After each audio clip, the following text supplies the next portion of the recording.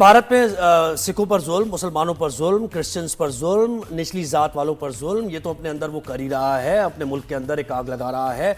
लेकिन इस हद तक वो बढ़ जाएगा और सिख यात्री यहाँ पर आते हैं पाकिस्तान में, उनकी इबादत गाहें हैं, उनके ऐसी जगह हैं, मुकद्दस जगह हैं जहाँ पर वो आकर पाकिस्तान में आकर इबादत करते हैं। तो ये एक हक है, एक शहरी का बुनियादी हक है जो हर मुल्क उसको देता है। आप दुनिया के किसी भी कोने में चले जाएं, किसी भी मुल्क में चले जाएं, तो आपकी शख्सी आज़ादी और आपकी मजहबी आज़ादी हमेशा प्रोटेक्ट की जाती है और आपको अपनी इबादत गाहों में जाने, उनकी इबादत करने का हक होता है। लेकिन ये हक भी भारत अब डिनाई कर रहा है, छीन रहा है।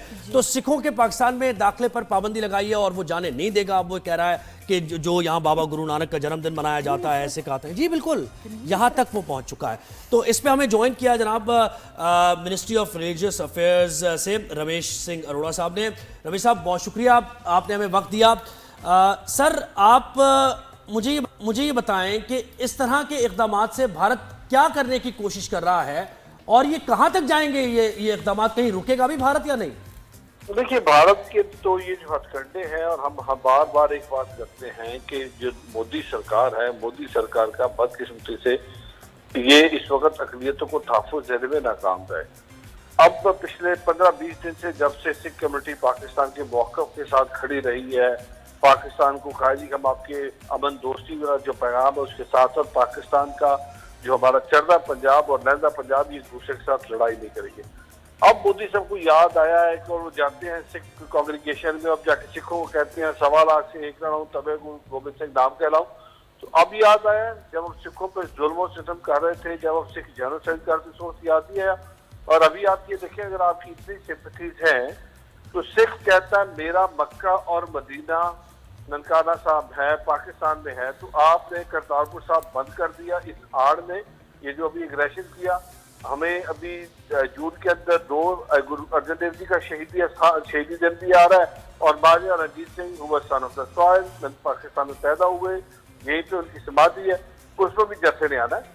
तो वही लुक फॉरवर्ड कि मोदी सरकार इतना मत आगे बढ़ जाए नफरत में कि आप लोगों की जो बुनियादी जो हकूक हैं, जो मजहबी आज़ादी है, आप उसको तलब कर दें। करतारपुर साहब पाकिस्तान की तरफ से बहुत बड़ा जेस्चर था, हुकूमत पाकिस्तान ने तोहफा दिया सिख कौम को, और करतारपुर साहब एक अमन का, मोहब्बत की, रवादारी का एक पैगाम है। उस पैगाम को आप रोक रहे हैं, अमन के पैगाम को, और आप इस वक्त उसके लिए इम्पेडिमेंट हर्डल्स क्रिएट कर रहे हैं और आप संगत को आने नहीं दे रहे हैं। ज़हीर साहब एंड नादिया जी, आप you did a wonderful job जिस तरीके से आपने पाकिस्तानी मीडिया ने बड़ी अच्छी इस पूरे 15 दिन के अंदर जर्नलिज्म की। आई विश कि भारतीय मीडिया भी इसी तरीके से पॉजिटिव जर्नलिज्म करता और करतारपुर साहब की बात करता, पाकिस्तान के अमन के पैगाम की बात करता, मोदी सरकार को कन्विंस करता कि मोदी सरकार आप ये जो नफरत की आग लेके जा रहे हैं, नफरत की आग की बजाय इस खत्ते के अंदर 2 अरब लोग बैठते हैं, बैठ के इस मसले का हल निकालें। जंग कभी भी मसलों का हल नहीं होता, लेकिन अभी हम एक्सपेक्ट करते हैं कि करतारपुर साहब का जो लांघा है, इस पर भी बातचीत होगी और इस लांघे को खोला जाएगा। जी thank you so much sir for the compliment, आपकी तरफ से आपने हमारी भी हौसला अफजाई की, बहुत शुक्रिया। लेकिन सर मैं ये देख रही हूँ जिस तरह से मोदी समझता है कि सवाए दुनिया मतलब हिंदुओं के दुनिया में कोई मज़हब होना ही नहीं चाहिए, बाकी सबको मार दो, और कोई भी मैं कहती हूँ मज़हब के लोग बर्दाश्त ही नहीं कर सकते, और मैं कहती हूँ खाना रोक दो, पानी रोक लो, कोई भी जुल्म कर दो, लेकिन अपने मजहबी फ़राइज़ को लेकर सब बड़े सेंसिटिव होते हैं। सिख भाई भी हमारे हैं। अब इसका रिएक्शन आपको क्या लगता है इंडिया में क्या होगा इस पर? नादिया जी देखिए, आपको याद होगा मैं पिछले दिन आपके प्रोग्राम में भी आया था, मैंने उस वक्त भी बात की थी, बाकी टीवी चैनल्स में मैंने बात की थी कि मोदी सरकार जो ये नफरत की आग में आगे बढ़ गए हैं। भारत एक बहुत बड़ा मुल्क है, मैं तो इसको कहता हूँ कि अभी जो मौजूदा भारत है ये मोदी का भारत है, जबकि वो भारत जहाँ पे सेकुलरिज्म की बात की जाती है, वो भारत जहाँ पे लोग ह्यूमन राइट्स की बात करते हैं, वो भारत जहाँ पे एक इंटेलेक्ट है, अब वो आगे आएगा। और अब ये देखिए आना शुरू हो गया।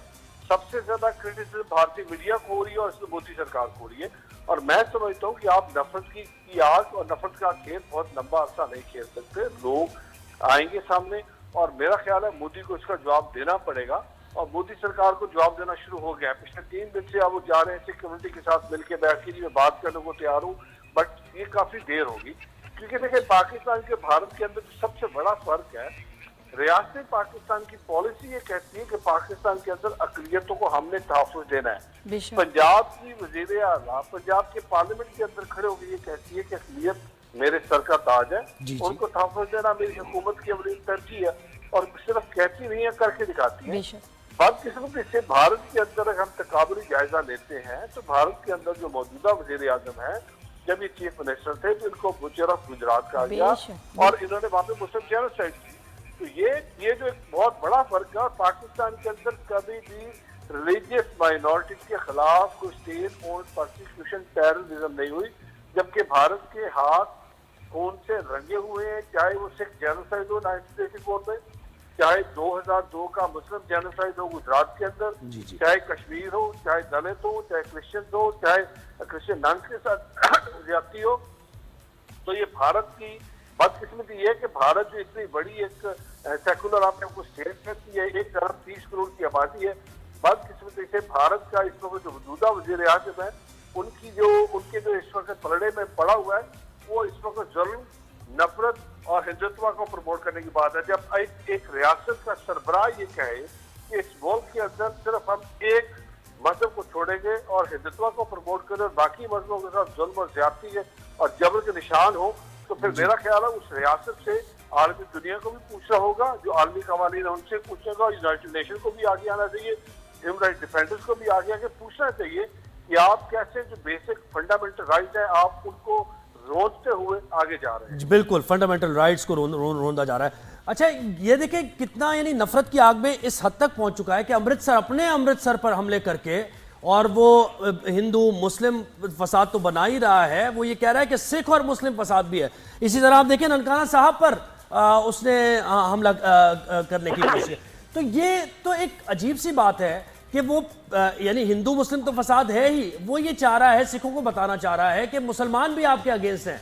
तो ये साजिश तो बहरहाल आपके सामने है ना, हमारी जो सिख भाई हैं, ये सिख बरादरी है, कि इस साजिश को कभी हम कामयाब नहीं होने देंगे। चले जोहेब जी, आज आपके प्रोग्राम पे मैं न्यूज और ब्रेक कर देता हूँ। जी, बताएं। 10 दिन में ब्रेक नहीं, आज आपके चैनल पे और न्यूज ब्रेक कर देता हूँ। ये इन्होंने पहली दफा नहीं किया। मेरा ताल्लुक करतारपुर नारोवाल से है, आज भी आप नारोवाल आए, बल्कि मैं मीडिया के दोस्तों को इनवाइट करता हूँ। मैं बड़ा डिस्ट्रेंट कर रहा था, मैं ये बात में कहा था बात आगे ना बढ़े, बट जब मोदी सरकार को समझ नहीं आई तो क्या करें। आज भी वहां पे एक बॉम्ब डिस्प्ले हुआ है। ये वो बॉम्ब है जो 1971 में करतारपुर साहब पे फेंका गया, लेकिन उस चला नहीं, वहां पे सीधा कुआं के अंदर चले गया और वो बिल्डिंग बच गई। वही दोबारा रिपीट हो रहा है ननकाना साहब पे, वही दोबारा रिपीट हो रहा है अमृतसर पे। इसका मतलब है ये एक पूरी साजिश है, ये पूरी पॉलिसी है कि किस तरीके से आपने जो मजहबी इबादत गाहें उनको टारगेट करना, और इस पूरे जो इन्होंने किया है पाकिस्तान पे क्या किया है, इन्होंने मसाजिद के ऊपर अटैक किया, इन्होंने जो सिख मजहब की बुनियाद है ननकाना साहब वहां पे अटैक किया, इन्होंने करतारपुर साहब शेखरगढ़ के अंदर एक हॉस्पिटल को टारगेट बनाया जो कि गुरुद्वारा से थोड़ा सा दूर है, इन्होंने अमृतसर से को अटैक बनाया। अब सवाल ये पैदा होता है, आप ये जस्टिफिकेशन ये दे रहे हैं नहीं जी वो फॉल्ट था, टेक्निकल फॉल्ट था। टेक्निकल फॉल्ट था तो मिसाइल गुजरात भी गिर सकता था, टेक्निकल फॉल्ट था तो वो मिसाइल राजस्थान भी गिर सकता था, टेक्निकल फॉल्ट था तो कोई और गिर सकता था।